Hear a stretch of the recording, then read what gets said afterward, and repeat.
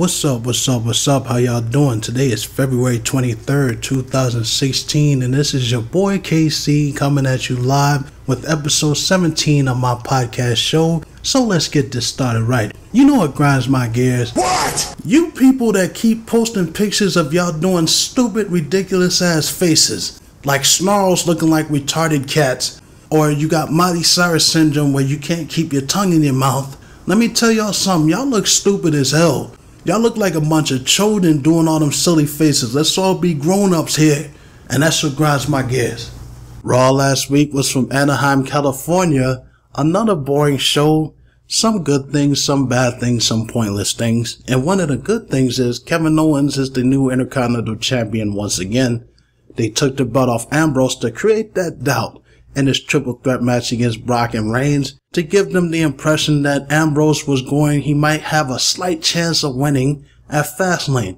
And spoilers, I told you guys Reigns was going to win that match. And I'm going to address that a little later. I told you that he was going to win that. But yes, Kevin Owens is the new Intercontinental Champion. I hope they do something with them. Big E defeated Mark Henry. I don't care about that match. It was a horrible match. Try not to fall asleep during that. Brie Bella was confronted by Charlotte. And there's something I need to get off my chest here.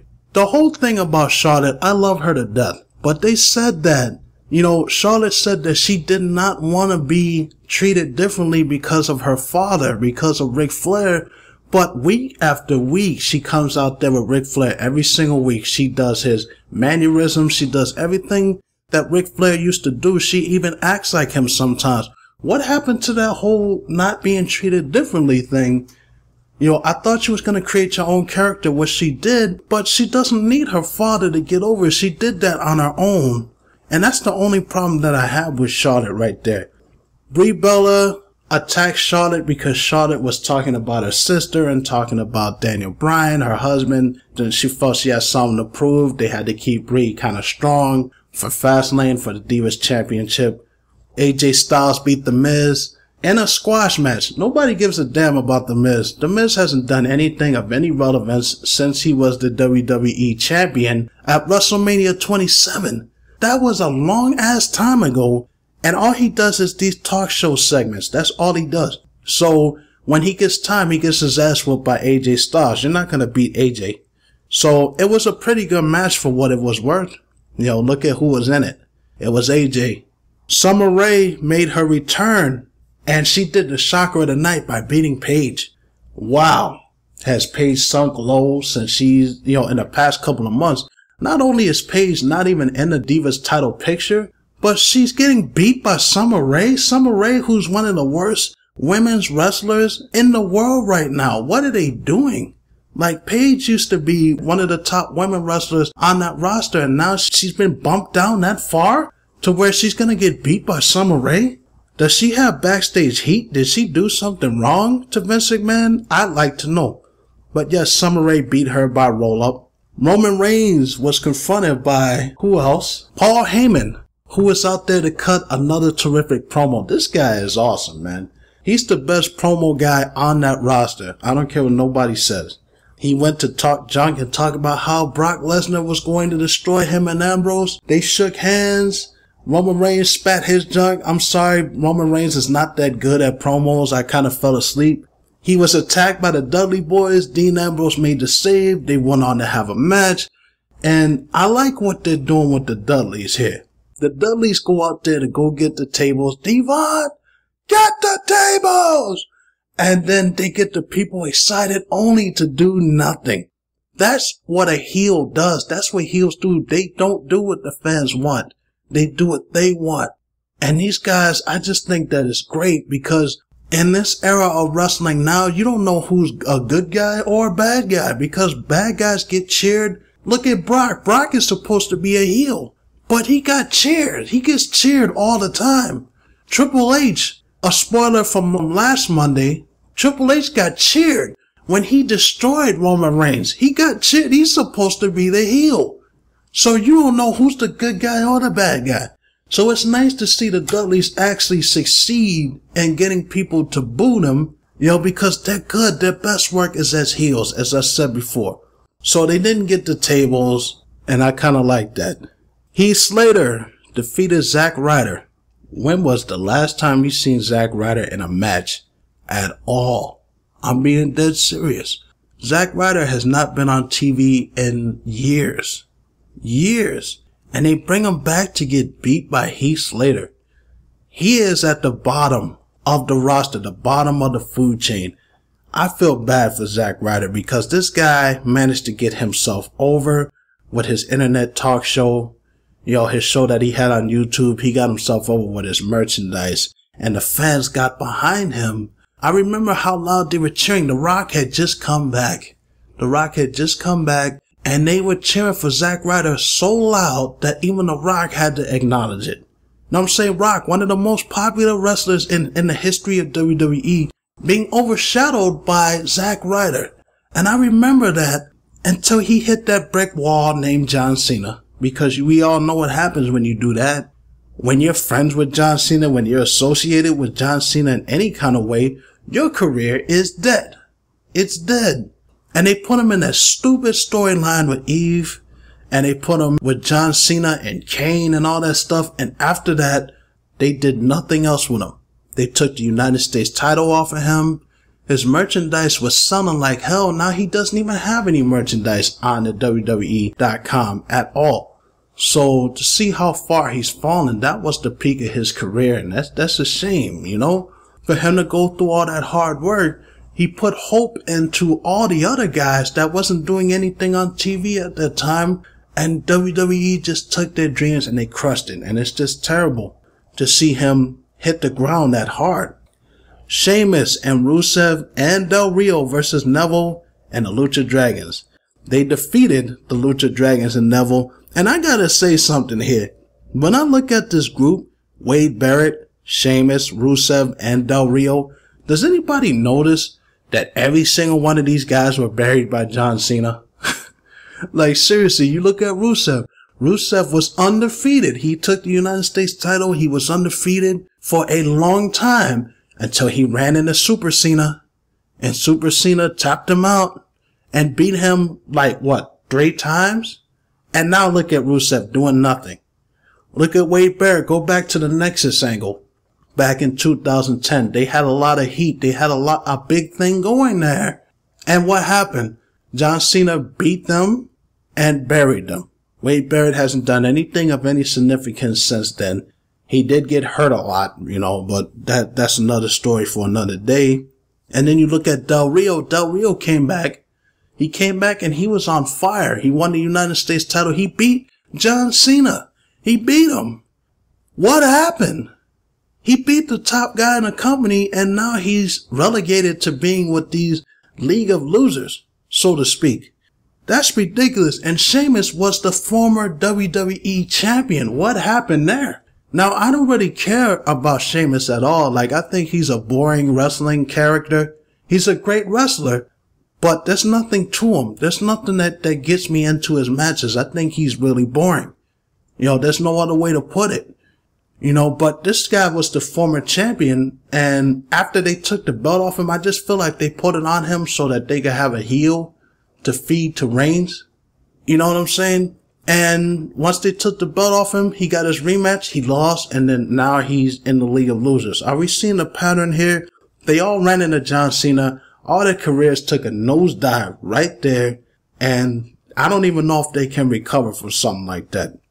Becky Lynch defeated Naomi in a short match after Naomi attacked Becky in the parking lot. So Becky's on a mission. She's going to kick this girl's ass, that incredibly lovely big ass that Naomi has. I had to throw that out there. Come on, man. It is big. I mean, you could get a couple of extra pillows out of that junk. Am I right? But Becky Lynch beat her. There are a lot of rumors circulating that Goldberg wants to come back for one more match in the WWE. Could it be because he wants to be in the Hall of Fame? Probably. But let's say they do bring Goldberg back. How do you bring a guy like Goldberg back into the ring, and who does he face? Because let's look at it. Looking at it from this point of view, Goldberg has not wrestled since 2003. That's a long time. He hasn't been in the ring since then. That last WrestleMania match with him and Brock was possibly one of the most god-awful wrestling matches in WrestleMania history. And in that company, they both knew they were leaving, so they did a half-ass match. I mean, do you bring them back to have them do that match all over again and do it better this time? I don't know. But who could Goldberg go up against? I mean, that's a difficult answer there. I mean, you can't bring Goldberg back to put him up against a jobber. Like The Miz or like Del Rio or Sheamus or any of those guys. You have to bring him back and put him up against somebody big. I don't think it'll be Undertaker, because why? Why would you do that?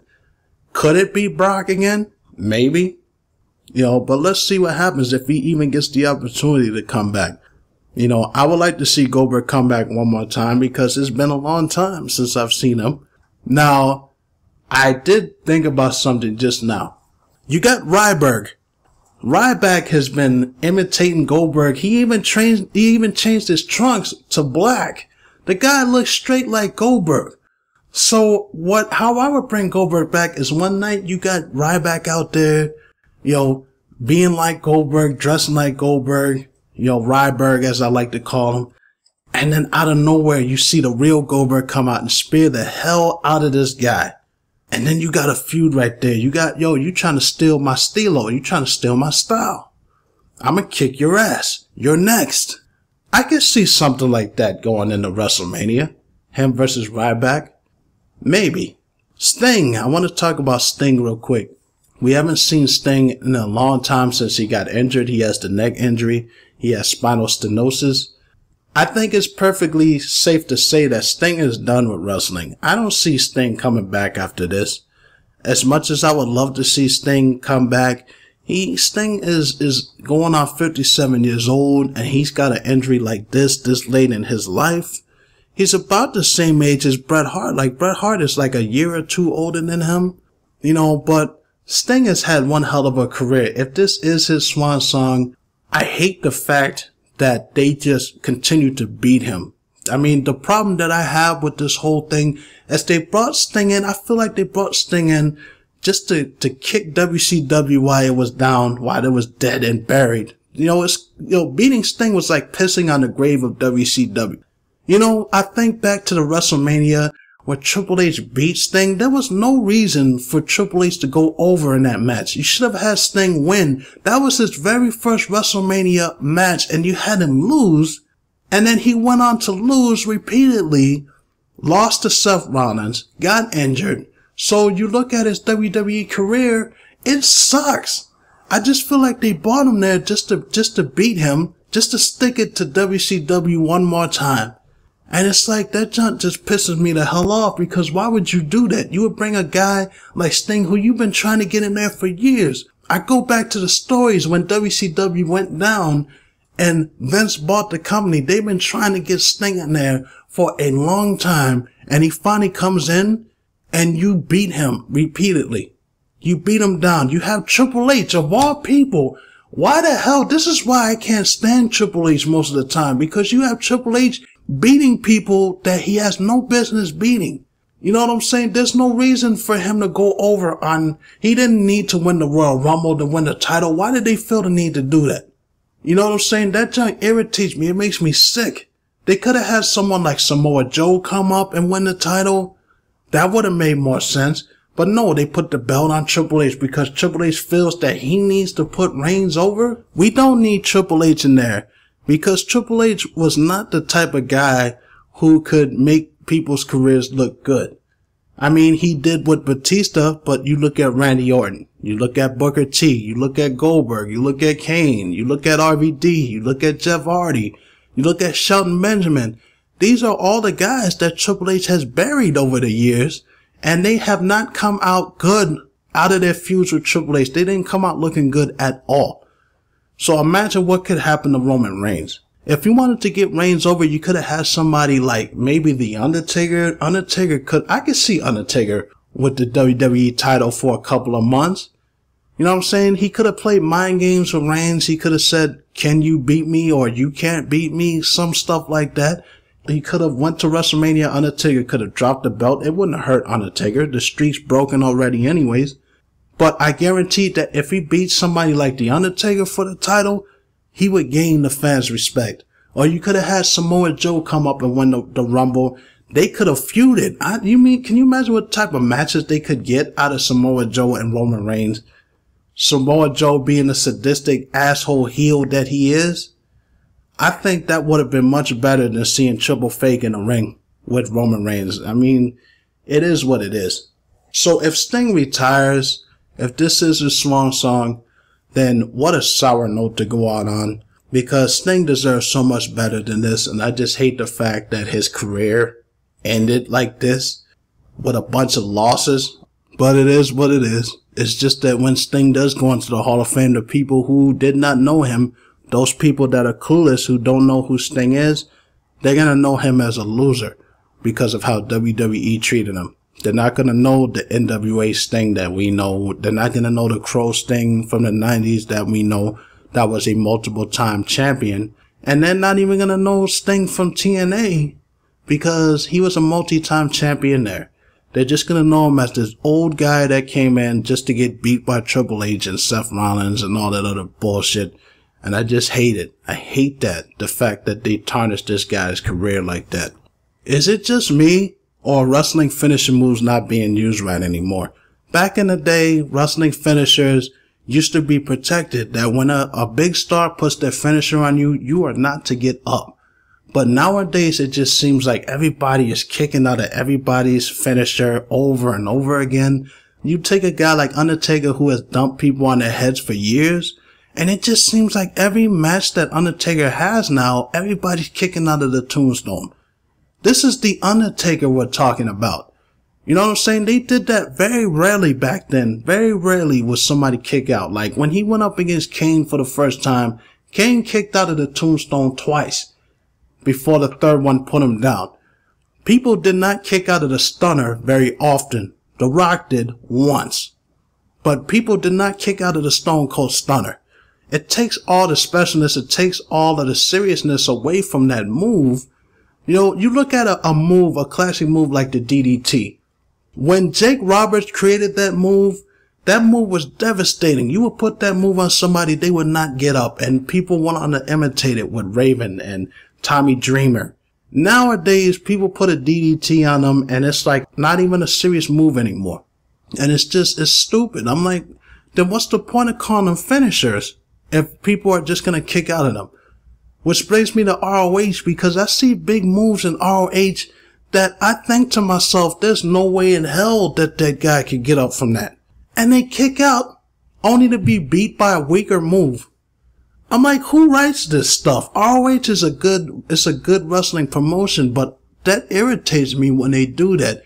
When you hit somebody with a pile driver, a DDT, when you hit somebody with a running power slam, like the Bulldog used to do, when you have them in moves like that, they shouldn't get up from moves like that. When John Cena was using that half-ass, ugly-ass stunner that he was doing, that should have been it. That should have been it. That move was terrible. But when you hit a move like that and somebody constantly kicks out, come on, man. I really wish that they would go back to the way the old mentality was, that when you put a move like the AA, as ridiculous as it is, it's just a fireman's carry. The AA, you don't get up. The spear, you don't get up. The tombstone, you damn sure don't get up. The RKO, you don't need people kicking out of the finishers, man, because it just takes all the flash and it takes everything out of the finishers. On to the video game portion of my show. The game of the week is Siphon Filter. Now that's a game I haven't played in a long ass time. I just pulled it out the closet and I dusted it off and popped it in, and I had just as much fun today as I did back then when I first played it. The story is about Gabriel Logan trying to stop Siphon Filter, which is a virus, from spreading and killing people. And that's pretty much what all three of the Siphon Filter games for PlayStation is about. They did have a couple for the PSP, which are still high-selling games, if you guys believe it or not. They are. They're very difficult to find. But that first one was just, it was so unique because it was something we haven't seen before. Because back then, everybody was trying to capitalize off the success of Metal Gear Solid, which came out for the same system. But you can't downright copy it. Gabriel Logan wasn't sneaking around choking people out like Solid Snake. He had a lot of unique weapons, a lot of guns, and my favorite, the taser, when you would tase dudes and they would set on fire and they would give off the weird screams and stuff. I love this game. My favorite level is when you're in the park and you're in all the grass and trees and stuff like that. I enjoy that game. If you haven't played this game or you haven't played it in a while, pick it up and play it. And let me know if you had fun playing it or not, because I sure as hell did. I would like to see a Tomb Raider Uncharted crossover. I don't know about other people, but I think you would get a lot of money out of a game with Lara Croft and Nathan Drake in the same game. Can you imagine them trying to race each other to go after the same treasure? I think you could get a lot of money. I think you would get a lot of fans into a game like that. Because if you look at it, Lara Croft started the whole treasure hunting thing. She is the architect of that. She is the original who would go around to different tombs and caves and stuff hunting treasures. And then Nathan Drake comes along, who's the male version of that, and gives the brothers someone that they look up to. And can you bring them in the same game and you have a treasure where they both are trying to get this treasure? Nathan Drake wants to sell it for money. Lara Croft wants to keep it in her big ass mansion. I would have a lot of fun playing a game like that. Tell me what y'all think. I think it's time, since we got all these HD ports coming over to PS4 and PS3 and Xbox One, Xbox 360. I think it's time for people to finally see a Metal Gear Solid Twin Snakes HD port. We're getting all these HD remakes with Resident Evil 0, Resident Evil 2 is going to be remade, which I can't wait for that shit. We got the Devil May Cry HD collection, the Tomb Raider, the Silent Hill. We even have a Metal Gear Solid HD collection, which I was hoping that they would bring Twin Snakes into that, because there are a lot of people that don't know how good that game actually was. And for the people who don't know what Twin Snakes is, it's a remake of the Metal Gear Solid from PlayStation with Sons of Liberty graphics imported into it. And the game is awesome. It's great. They had all the original actors come back and do their voices. They had everything remade. And I don't understand why they never ported it. Why they never had it out for PlayStation 2 back then.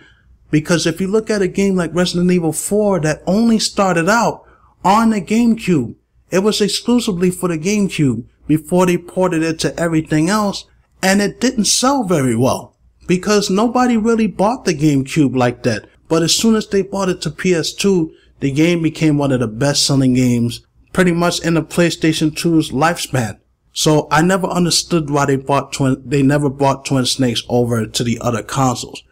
And it's time now. Make it happen. As a video gamer myself, I have a few concerns about the future of video gaming, and it starts with the Nintendo NX. The fact that the Nintendo NX is not supposed to have a disk drive, that means that everything is gonna be digital. I don't like that, because I'm always the type of gamer that likes to have a physical copy of my games. I don't like the fact that I can only do digital downloads, because what happens to gaming stores like GameStop and all those gaming stores out there who sell games? You know what I'm saying? What happens if you get tired of playing a game? You can't sell a digital game to people. You can't sell a used digital game. How is that gonna work? The fact that if you get locked out of your account, whether it's PSN or it's Xbox One, you can't play the game. What about people who hack it? You know what I'm saying? Who hack your account? They can benefit off the things that you bought or buy things for themselves. I don't like digital only games because it just makes more problems. You know what I'm saying? The hard drive disk space, that will be a problem, because digital gaming and the games that they put out now take up so much space. So how are they going to make something like that work? And the fact that PSN and even the Microsoft Store doesn't have all the games from every library. You know what I'm saying? You go on the PSN, they don't have a lot of PlayStation games that are not there. They don't have a lot of PlayStation 2 games. They don't have a lot of PSP games.